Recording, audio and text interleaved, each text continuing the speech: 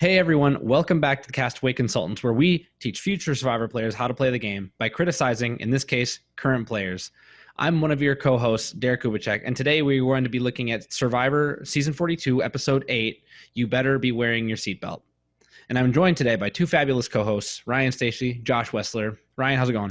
It's all right. Things are okay. I'm your resident Survivor superfan who is very whelmed by this episode of Survivor. Yeah. I'm surprised you're not more angry. I'm pretty darn angry. There's a lot of anger here, but it's more like, yep. Yeah, and how are you doing, Josh? I'm doing good. Good to be back from vacation, so I guess there's that. Slacker makes slack face over there.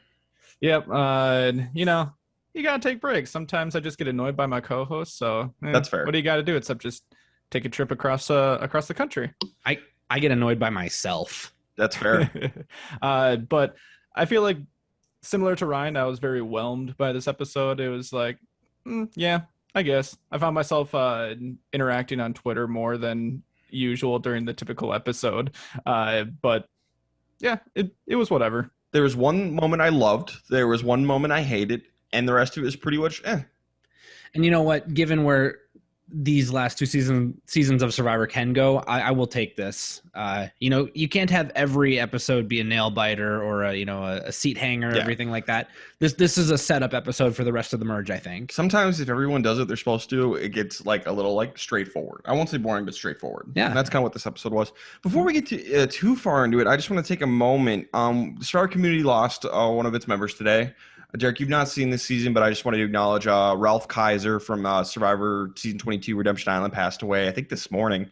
So, just our thoughts are with the family. Ralph was a shining star on a season that wasn't the best. So he seemed like a good dude, and he'll be missed. Yeah, definitely remember him from that season. I don't know. I know there's mixed feelings about this season, but that doesn't really matter in this circumstance. I think it was something like a heart attack. I don't know if that was actually confirmed, but he's one of few in the entire series. So not too soon. Sad to hear. Anyway, let's go back to something a little lighter and talk about Survivor. Just general thoughts. I think we're all just kind of like on it. Absolutely. And I'm excited to get in and talk about a few things that we have to come, a few mechanics, a few social bonds that are being formed or being ripped apart. We got things to cover, guys. Yeah, we do have things to talk about, that's for sure. Stuff did happen in this episode. Can confirm. All right, so Tori, Chanel, Romeo, and Marianne are on the outs. They don't like this. Chanel's going to talk to Hai about it. Romeo's going to go to Drea about it. And basically, Romeo's kind of been, we were wondering last week, why was Romeo left out of this group? Turns out he's been acting super paranoid and just overall pretty sus. I just want to say, called it. Yeah, Derek called a shot on this one completely. He got the right read completely. And honestly, this is good on Drea. If Romeo is completely changing his behavior come merge time, and now that he's around new people, distance yourself. You don't need to bring him to the end in order to win the game. You just need to play a better game than everybody else. Cut loose ends.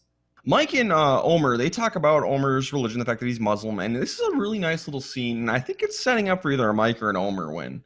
Mike, older guy, might not be super open to other people's religions, but he totally is here and is just like interested in learning about it. And we also learned that Mike is aware that he's playing a very strong social game. I know that comes a little bit later in the episode, but we've been seeing pieces of evidence add up over time that Mike is an excellent social game player. And especially come merge, I feel like he's coming into his own a little bit, and he's surrounded by good people that want to protect him. Mike's the one who's ultimately going to get the kill shot in this episode. I think if we can assign the blame, because Chanel's going to go home here. I think Mike is the number one guy who initiated that. I think if other people had their way, it would have been Romeo, but Mike was the one who was like, let's not, and go back to Chanel. So credit to Mike. Great episode for Mike. Yeah, we've seen a pretty good surge from him in the last few episodes, just from end of pre-merge on to now. And kind of like what you were saying, I do like that they showed as one of the older people on this season, or I guess he is the oldest, right, at this point, I think so. Remaining. It is really good to see that people who usually have a little bit more of stigma towards, not being as open-minded and everything. It was good to see him just like sit there and want to just learn about something that's not his exact style, and something that he might not see in his everyday life. So you always like to see that. I'm rooting for Mike to win. If I had my pick of who I would like to see win the most, just from pure enjoyment, it would be Mike. And not to bring up season 39 more than we have to, but shades of Janet a little bit. Just the older member of the tribe really integrating themselves well. They contribute, and they've got a fantastic social game. If there's anyone we're allowed to bring up from 39, it's Janet. Reward challenge. Jeff hides a beware advantage at the challenge underneath the sit-out bench, just like he did last time. We're going to randomly divide into 2 teams of 5. Marianne depicts the gray rock, so she's going to sit out. Oh, wait, no, she's not. Drea volunteers to switch with Marianne because Drea does not like peanut butter and jelly sandwiches. We've seen this before. We've said this before. I'll say it again. Do not trade out with someone else's reward challenge. It doesn't matter if you don't like the reward. People are going to see this and be suspicious of you and want to take you out.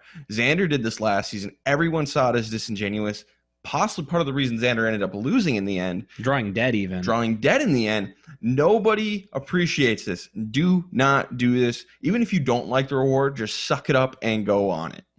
Yeah, and it looked like, at least online, like this is actually true. Like she actually doesn't like peanut butter and jelly sandwiches. So that's completely fine, but you can sit there and give it to someone else once you win the reward.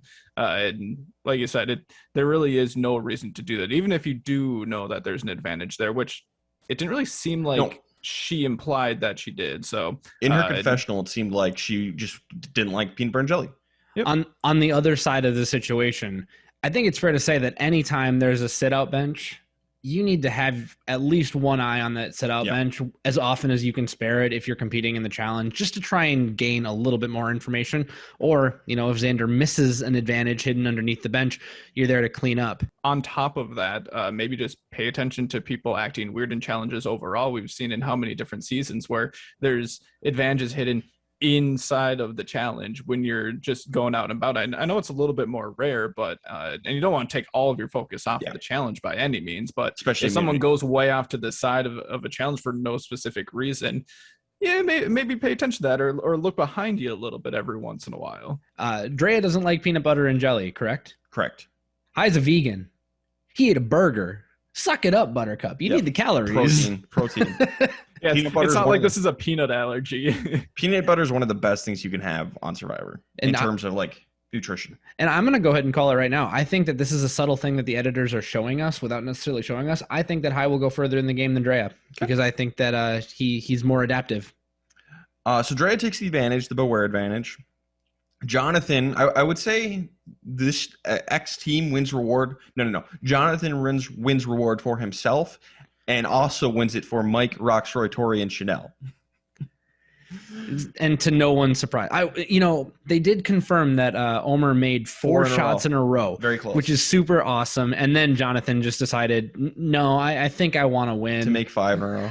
Yeah, it's not like he was putting himself in a hero spot like from the beginning. He let Roxroy take over the shooting. It's just like, no, come back.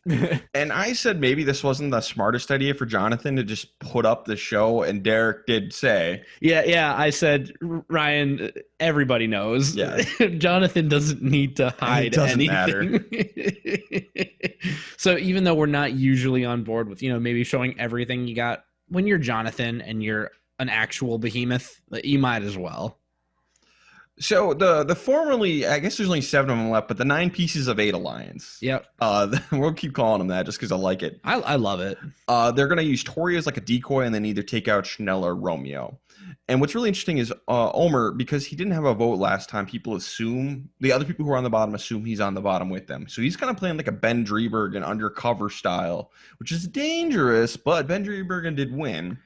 It's a risky it's a risky strategy to take, but it is one that does have a winning output, because those people who are in the minority alliance, if there's 4 of them, that's 4 people on the jury that think that you were working with them the whole time. If you can successfully have one foot in both worlds for as long as you can, I think that Omer has as good of a shot as anybody that I've seen at this point in the season to make this strategy work. I don't feel like he's in any particular danger. Josh messaged us in the middle of the episode saying, Omer's kind of feeling like the Godfather.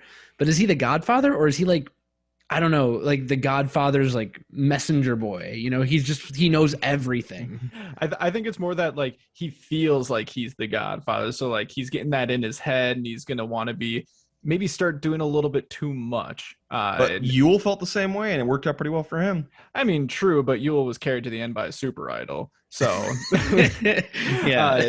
And plus for Omer, what I see this working out too is if he makes it to the end, if he goes up against the right person, like absolutely, he can for sure win.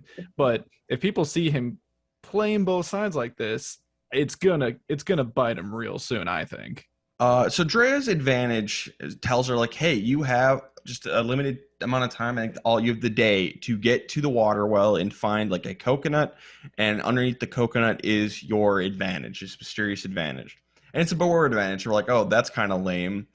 So Dre gets the coconut and, you know, sticks her hand into the coconut, and it's a thing of red paint. Literally caught red-handed. This is the thing I loved from this episode. Like, this kind of stupid BS, just kind of like really gimmicky. It's just like, you know what? I'm here for this kind of crap. It said beware. You don't know what that's going to be.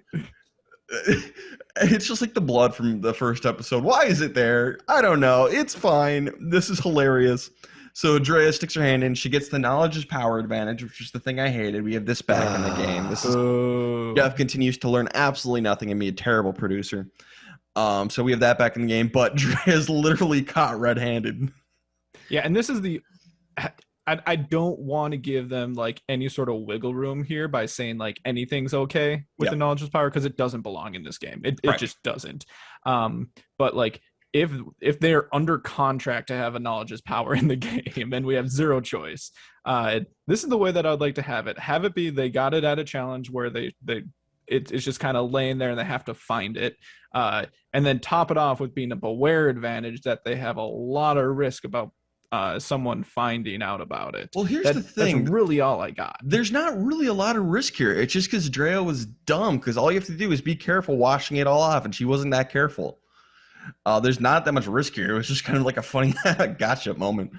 No wiggle room, no excuse. Knowledge power should not be the game under any circumstances. This is terrible. This should have been a steal vote or just something else. This is terrible, but the idea of having just like a thing of red paint, you stick your hand in and you get it, is hilarious. You know, I made a silly TikTok today explaining in our rank downs, you know, Ryan and I, we had all of our idol holders up top. And I said, we don't know about a kip advantage. So if shenanigans happen, and then of course I jinxed it. This is entirely my fault, Survivor fan base, because in the TikTok, I said the curse word, the taboo, I said kip. And then Jeff just manifested it into the show retrospectively, retroactively. And this is my fault. I'm sorry. And Kip is the absolute worst.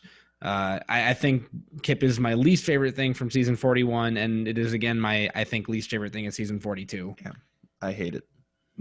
And I hate the hourglass. Yeah. I hate them both. I'm not going to put one above the other because they're both so bad. For the contestants, I hate the hourglass more, but for me as a viewer and for the game, I hate Kip more. I'm not going to rank them. I refuse. They don't deserve to be ranked. Exactly.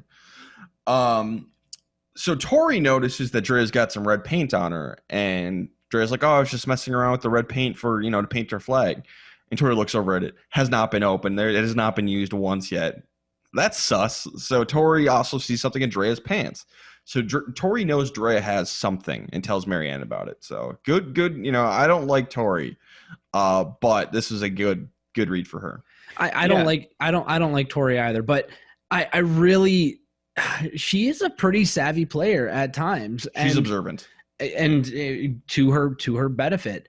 And bad Andrea, obviously, for not washing her arm off. But you need to have some sort of cover. And good on Tori for sharing that information. We don't get a payoff this episode. I can only assume we're going to get a payoff for this eventually, and I hope that it's fireworks when we do.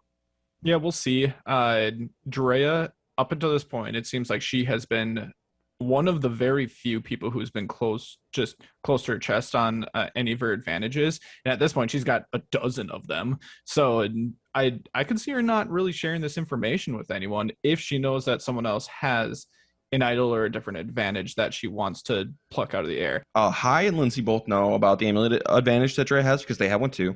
Everyone knows about the extra vote because she told her entire alliance. I'm just going to assume everyone knows at this point.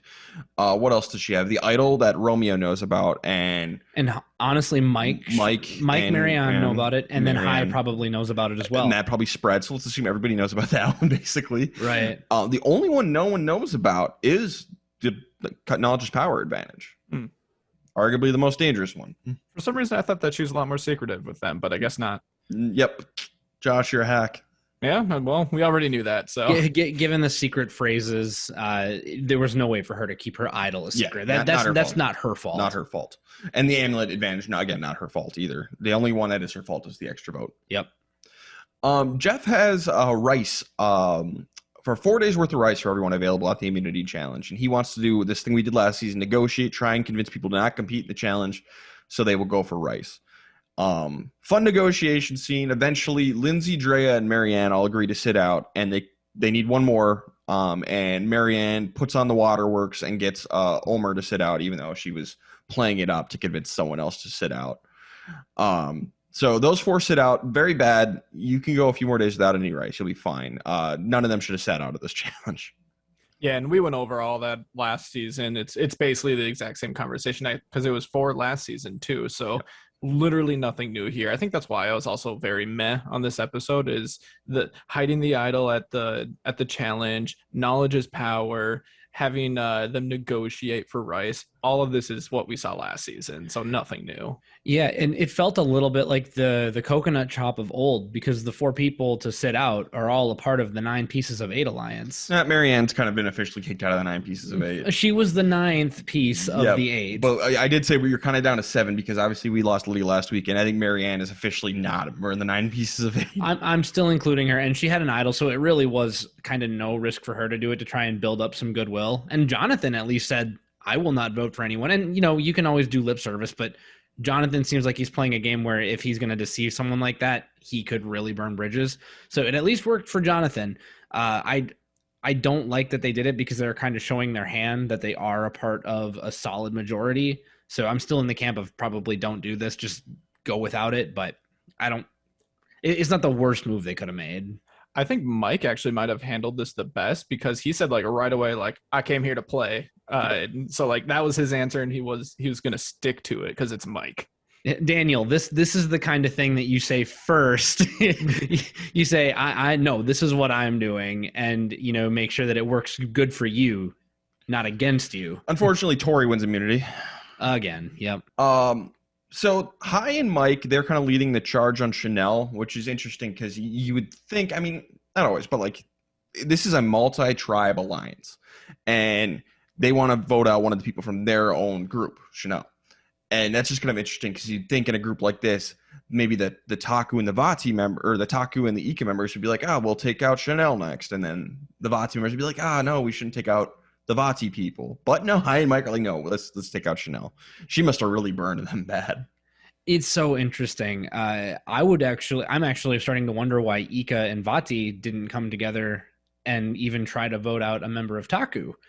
Because, I mean, again, we're seeing the Taku 4 being so ingrained and so solidified. Everyone's like, oh, yeah, we're not even going to try and turn them on each other right now. And we're going to we're going to lose another Vati member tonight. So like you said, Chanel must have really been playing very poorly. They're going to throw a few votes on Romeo just in case.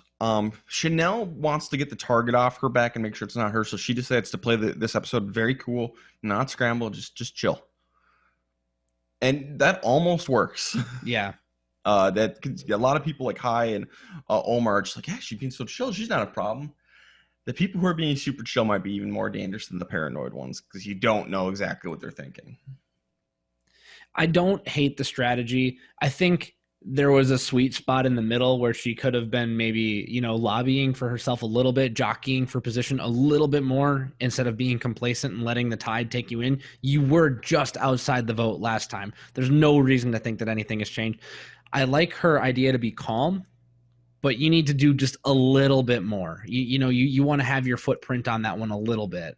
See, I think if she does that, she's instantly out. I think she'd already dug her grave, and now she's just got to lie in it.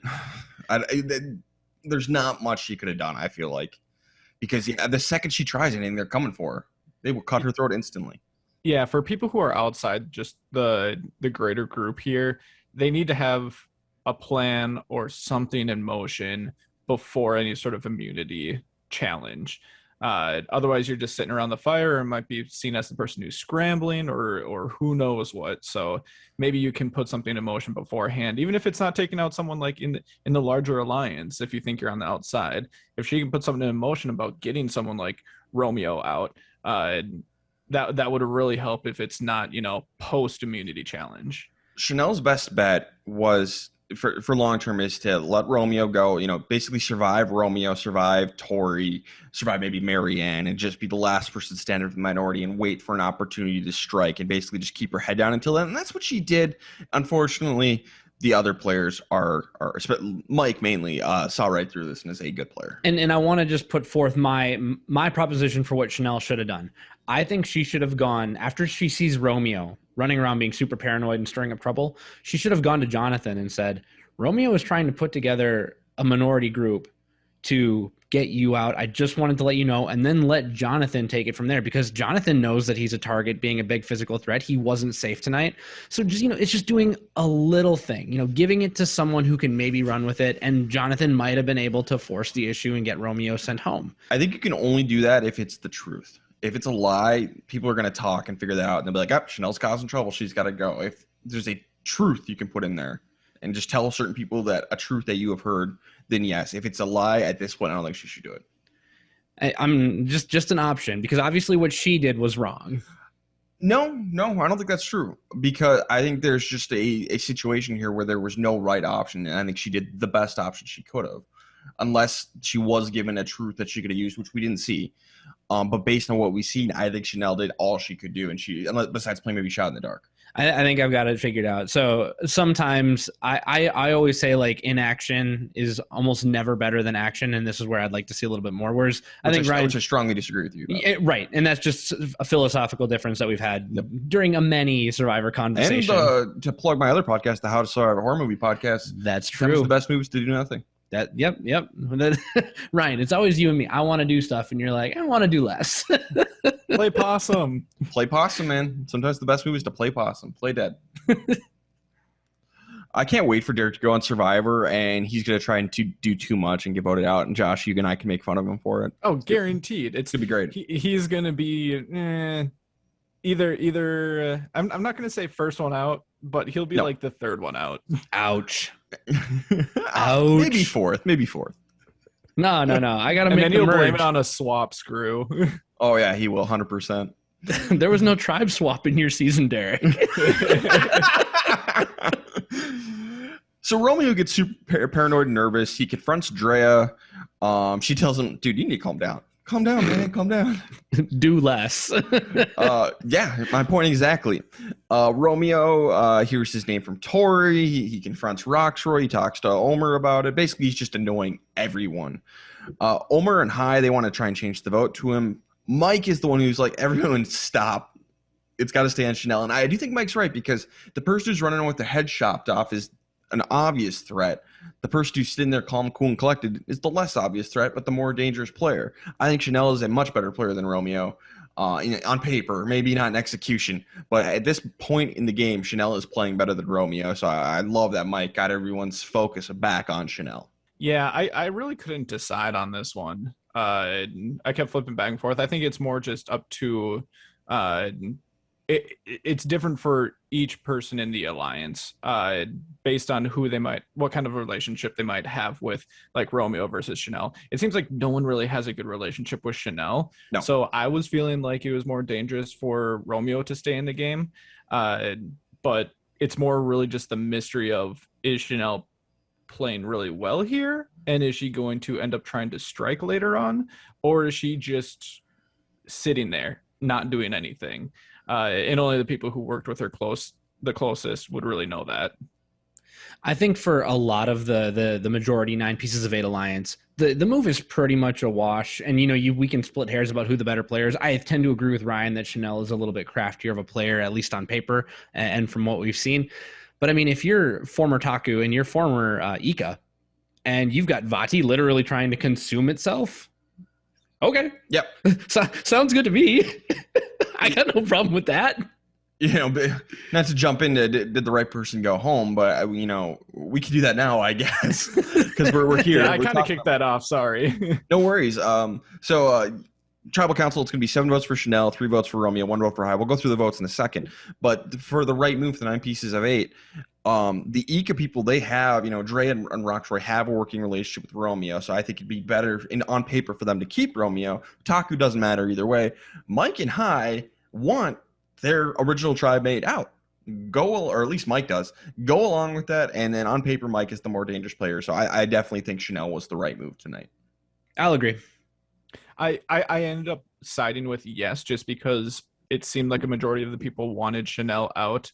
And for people like Drea, like, even if she does kind of want Romeo out, it seems like she can still work with him. Yeah. Leave the option open. I don't know why Dre is shutting Romeo out. I know he's paranoid, but she should try and curtail that relationship a little bit. I don't love that for Dre. And the only person who I think that this is maybe bad for is Tori, because Tori had an opportunity to beat Chanel at the end, and those people at the bottom, they need to start thinking about, who can I beat? Your Tories and your Romeos, they should probably be lobbying to keep a Chanel. They should probably be getting together and trying to do something. But because everybody wants to be a part of the Cool Kids Alliance, the 9 Pieces of 8, no one's even thinking about doing this. But I think that maybe this is bad for Tori, because she can't win if she doesn't have a Chanel and a Romeo in a final 3 with her. Well, this is the first true merge episode, so I didn't really take that into consideration, just because it's you got to get through this. This is where you're really going to find out where the lines are drawn. We did see it last time, but you can't know that because it was such a weird episode last time. This is the episode where lines are drawn. Now we can worry about that in next week. Before the next episode, I'll do my ranking from best to worst, who I think is the most likely to win versus least likely to win. And since this is a live season, I'll change it every week, but I'm going to start doing that next episode. I think someone who is just kind of going back to the relationship between Drea and Romeo, I think someone who's doing it better than what Drea is the relationship between Marianne and Omer.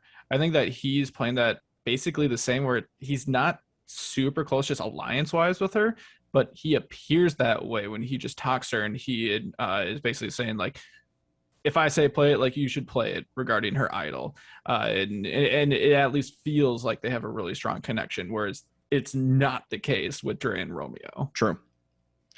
So what ended up happening is Chanel, Marianne, and Omer all voted for Romeo, and I'm guessing Omer's playing into the fact that I'm definitely on the bottom, just trying to keep his undercover stuff going on. And then Romeo voted for High for some reason. Don't know why. And this also does cover the majority alliances. It CYAs them in case a shot in the dark gets played, yep, and Chanel ends up safe. So I like the idea of throwing a couple votes on Romeo as well. So Tori joined the 9 Pieces of 8 and knocked out Chanel. Yeah, on paper, yep, she did. Well, yes, but in the votes. Yes. So let's go to Twitter. What did Twitter say? Does Twitter agree with us this is the right move? No, Twitter did not. We got 37 votes today, and 70% of people said no, the right person did not go home. So who'd they want to go home? Probably Romeo. Just because he was wigging out a little bit? Yeah. Makes sense. Yeah, I don't know. Twitter is very reactive to things like that. So if something big happened very Twitter's recently reactive in this episode, oh no, Romeo, it's got to be Romeo. Twitter might have even wanted Tori gone. Well, we never know. I wanted Tori gone. No, Twitter, you're wrong again. Congrats. As is tradition. We love you, Twitter. It makes us look so smart. So, best worst player of the episode? Derek, why don't you start us off with your best player of the episode? All right. So even though he ended up on the wrong side of the vote, I had Omer. He's playing a very risky style, but he is successfully on all sides of all alliances. Everyone's feeding information to him. He wasn't protected today by any hardware. He's not protected by immunity. He was never a target and never really under under suspicion or heavy fire. And so I know on paper, it's just putting another vote on Romeo to make sure that if Shot in the Dark comes into play, he goes home, or, a member of the... Pretty skeptical on how well this might work out, trying to play both sides. If that is what he's trying to do, I don't think really have gotten that confirmed by him yet, as his reasoning for voting that way. So I give it to Drea. I don't think there was a whole lot to see here this episode. I'm going to give her credit for finding the advantage. It looked like she actually looked around at the actual challenge underneath the bench. And then it seems like she got caught by Tori, but Tori doesn't actually know what she has. So she still got it.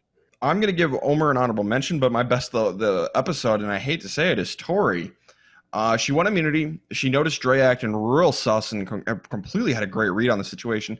And she recognized, like, hey, the 9 pieces of 8 have control. I'm going to vote with them because, waste of time to vote for anyone else. So she helped vote for Chanel.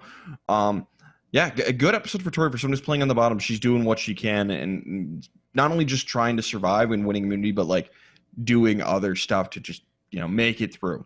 So I hate to see it, but it's Tori. And by the way, I wanted to mention, by the way, I love that because I know that you're not Tori's biggest fan, but quite the opposite. But you got to give credit where it's due. Mm-hmm. I'm surprised no one gave an honorable mention to Mike with the fantastic social game he's playing, the bond that he built with Omer.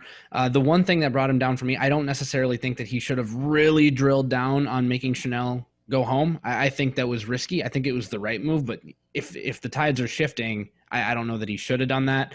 But ultimately, I don't think it matters. It was a game of inches between him and Omer for me, and I just wanted to give him a shout out, and Mike is doing fantastically. Yes, I'm rooting for him. Josh, who's your worst player of the episode? I got to give it to Romeo. You just got to calm down. Sometimes you need to. I know when you're outside the alliance, they were saying paranoid, like he was all paranoid. Well, he deserved to be paranoid. Like he's on the outside. Everybody should be paranoid, even if you're in the main alliance. Like a little bit of paranoia doesn't kill you. But it's really scrambling and being worried about your name being thrown out. Of course, it's going to be thrown out. It's what you do with that information that really matters. And I don't think he really did anything positive with that information other than get his own name thrown under the bus by himself. So to me, it's Romeo. Yeah, and that's kind of a situation of the chicken or the egg, which came first. Was Romeo paranoid because he wasn't in the main alliance, or was he paranoid, therefore they didn't include him in the main alliance? Which one came first? And I think we know the answer to that. He was Drea's number one until the merge came around, and then she said he changed. Sure. So we have an eyewitness saying that Romeo changed first. The merge became very paranoid, so they didn't include him in the main alliance. Okay. Then we had to boot him.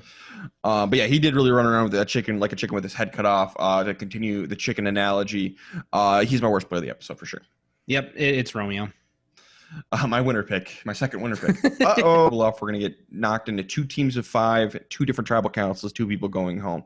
So who is going next? We're going to name 2 people, even though we have no idea if they're going to end up on the same team or not. So for the Jonathan, I'm going to bet Tori wins immunity again, just because odds are in her favor. So Romeo and Jonathan, I think, are the 2 going next week. So the way that I looked at it, we have 7 members of the, we've got 8 members of the 9 pieces of 8 left. I'm going to pick the low-hanging fruits here. I'm going to say Tori and Romeo and just go with the odds and say that they're next. Josh? Yeah, this is tricky because it is the perfect opportunity to take out one of the top dogs in the main alliance. And we saw that as an opportunity last season, and it wasn't really taken, it seemed like. But I think the way that this season is panning out, that I think they're going to play it a little bit safer. So I think mostly status quo is going to go down here. I do think Romeo is going to go home and just tossing another name out there. An advantage is going to get blindsided, and that might be Marianne. Okay.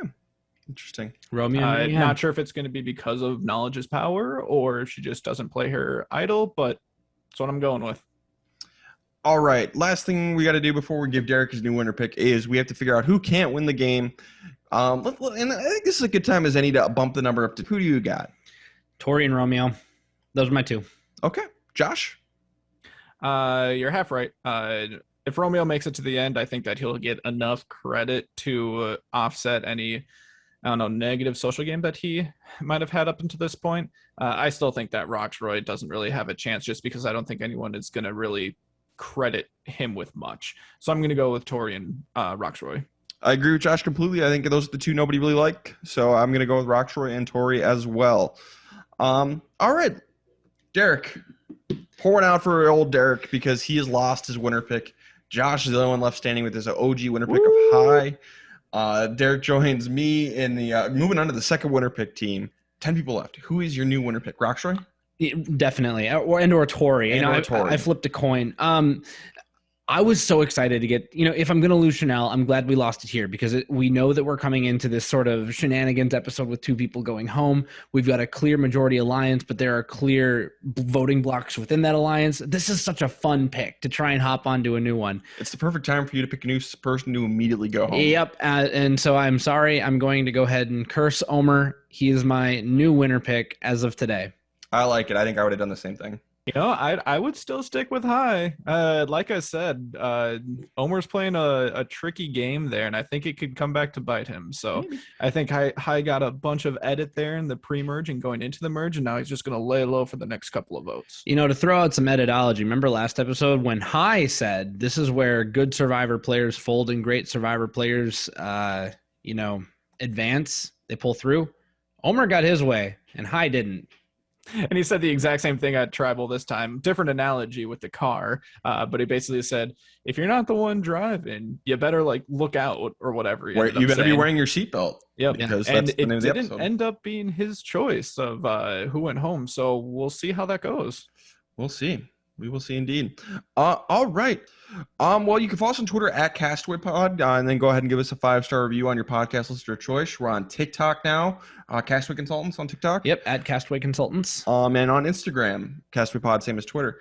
Guys, anything else? Nope, that's it.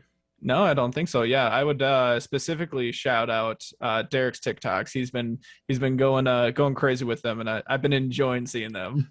Derek has had a couple of really strong TikToks, and I hate TikTok, but I can give just like Tori. Derek is basically the Tori of this podcast. Oh no! I can give credit where credit is due. Derek's been having some strong TikTok. I'm kidding, Derek. You're much, much, much better than Tori. Thank you. I appreciate that. I don't know Tori personally, but I'll take the compliment. Yeah, I need to step up my game now. I didn't think I had to, but seeing the views that Derek's got, I can't let that happen. Josh, for a marketing guy, you're getting owned by a banker. Yeah, it's really depressing. I've got all this creativity just bottled up. The person of the three of us, the person you suspect to be the worst at TikTok is the best at TikTok. Yeah, and the person you suspect to be the best wants nothing to do with it, Ryan. That's true. I despise TikTok and every form it takes, but go follow. You guys should go follow it. If you like TikTok, follow them, I guess. Nothing like a film major who hates a video social media. All right, guys, I'm gonna go edit this one. Hopefully this one won't take as long as it has in the past couple of weeks. You can only hope. This has been the Castaway Consultants. Got nothing else for you. Good night.